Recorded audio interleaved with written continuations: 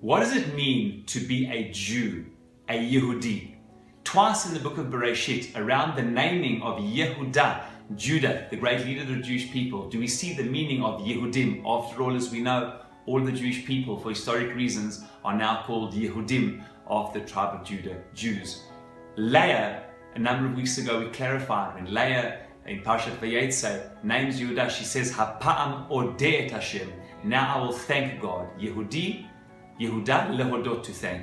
But in this week's Parasha of Vayechi, when Yaakov blesses his 12 children, he says an incredible thing about what Yehuda and Jews are all about. Says Yaakov, Yehuda, Judah, Ata yoducha achecha, your brothers will acknowledge and admit to you. The word lehodot is not only to thank, todah, it's also to admit. Lehodot ba'emet, to admit something, to admit to the truth. Your brothers will admit and acknowledge to you. What does this verse mean? It's a little enigmatic and not so easy to understand. Both of the Targumim, Targum Unkelos and Targum Yonatan, based on the Midrash, have an incredible commentary. They say, why is it mentioned Yehuda, Judah, Ata, you?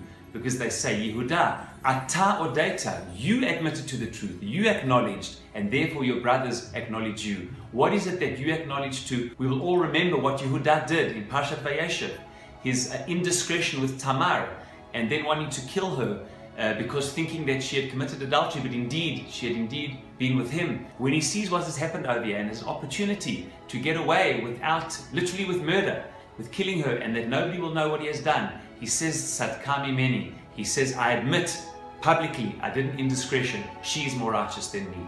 Meaning, what is the secret to the blessing of Judah, of leadership for the Jewish people, and the name Yehuda? To be able to acknowledge, admit, and take responsibility for our actions.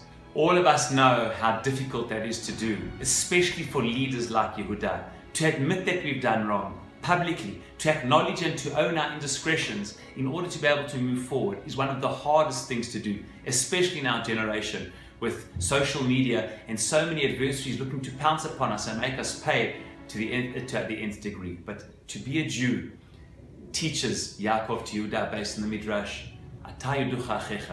a Jew and a leader is a person who's one who's able to admit what they have done, acknowledge and own it in order to be able to move forward and to rectify. And in conclusion, we see exactly the same thing by the great-great-grandson of Judah, David, King David, the greatest king of all. David also committed an indiscretion like Yehuda with Bathsheba Uriah Hittite. He received a terrible rebuke from Nathan Hanavi. Nathan the prophet was about to strip the kingship from him. And we had seen that earlier, King Saul had his kingship stripped from him because of how he handled something inappropriately. And it seemed that it was the end of the road for David and his progeny. But what changed everything after a long, horrific rebuke?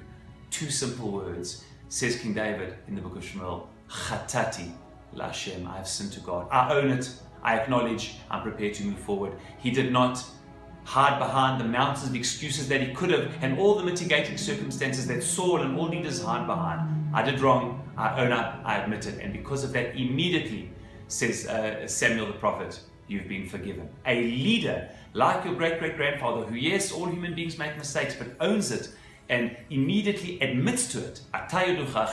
You were able to do that.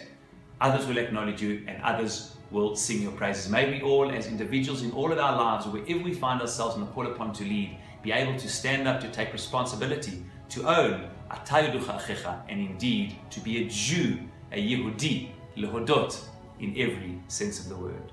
Shabbat Shalom.